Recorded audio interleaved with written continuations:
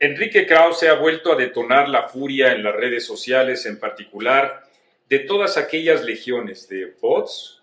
de troles y de gente que se encuentra empecinada en defender al gobierno, haga lo que haga o diga lo que diga. Y esta crítica se ha suscitado por el planteamiento que hace Enrique Krause en relación con que añora, así sea moderadamente, lo que él llamó como dictadura perfecta, y también cuando señaló la serie de críticas a esta visión de un solo hombre que, como Andrés Manuel López Obrador, busca concentrar el poder. Hasta aquí los dichos de Enrique Krause. Lo que hay que señalar en primer lugar es que esta sevicia con la que le cuestionan a Enrique Krause debe ser completamente rechazada, sobre todo cuando aluden al carácter de judío o a su edad, o cuando intentan caricaturizar su propia fisonomía. Es o son elementos vejatorios que todo entorno democrático debe rechazar sin ambajes, etcétera. Por supuesto, lo hace con total claridad. Respaldamos completamente la libertad de cualquier intelectual, escritor y periodista expresar con toda su libertad las ideas que tiene. Junto con ello, entonces, hay que hacer un segundo señalamiento. Precisamente como consecuencia de la libertad que tenemos, escritores, intelectuales y periodistas para expresar dentro del intercambio público nuestras propias opiniones. Y ahí es cuando diferimos con toda nitidez, lo decimos, con Enrique Krause. Primero, el hecho de que él señale una añoranza a la dictadura perfecta, vale la pena hacer dos precisiones. Más allá de que, por supuesto, esos terminajos fueron expresados a finales de agosto de 1990 por el escritor Mario Vargas Llosa y fueron también, me parece, plenamente corregidos por parte de Octavio Paz cuando señaló que en México, por rigor intelectual, no podemos ni debemos hablar de dictaduras, ya sean blandas o perfectas, porque el chistorete entonces del propio historiador Enrique Krause aludió a las dictablandas.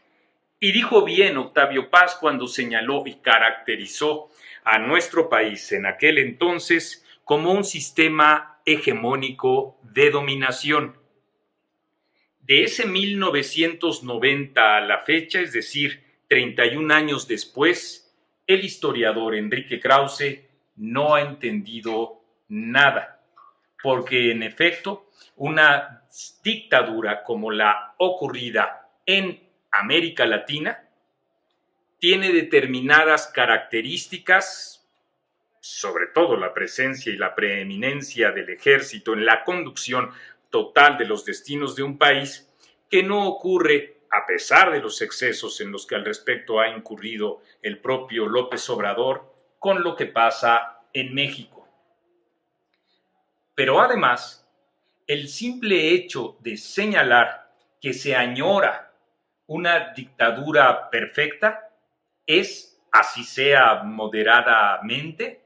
un despropósito que descubre la no solo ausencia de conceptos precisos y definidos, que son los que exige el rigor intelectual a cualquier persona que quiera hacer de la razón su principal objetivo al momento de establecer un intercambio público. En ese mismo sendero, en esa misma tesitura, lo que siempre vale la pena añorar es justamente la democracia, porque si no, se incurre en los excesos en los que incurrió el propio Enrique Krause al aplaudir, en mi opinión, de manera desmedida, cuando señala que de 2000 hasta antes de la elección del presidente de la República actual, hay democracia plena, con elecciones completamente creíbles completamente transparentes y no es así. La propia dinámica de la democracia ha implicado sucesivas reformas para ir adecuando precisamente la seguridad que todos los ciudadanos tenemos para que, o exigimos, para que estos procesos sean completamente transparentes. Una cosa es la mecánica electoral del nuevo sistema normativo electoral y otra cosa son las prácticas y las trapacerías que siguieron existiendo de 2000 a la fecha. Por eso es excesivo este aplauso al PRI o al PAN. Y es doblemente excesivo cuando se trata de un intelectual que en efecto se ha servido de manera legítima, eso no me cabe la menor duda, de los recursos de aquellos gobiernos para su propia autopromoción y su éxito empresarial, que ahora, por ventura de las pocas decisiones que ha tomado el gobierno en relación con el uso de la publicidad,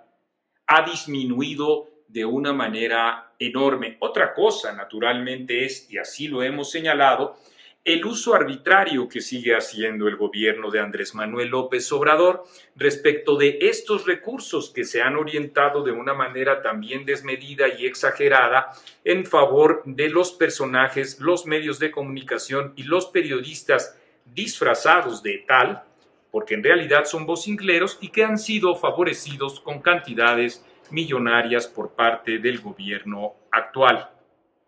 Seamos rigurosos.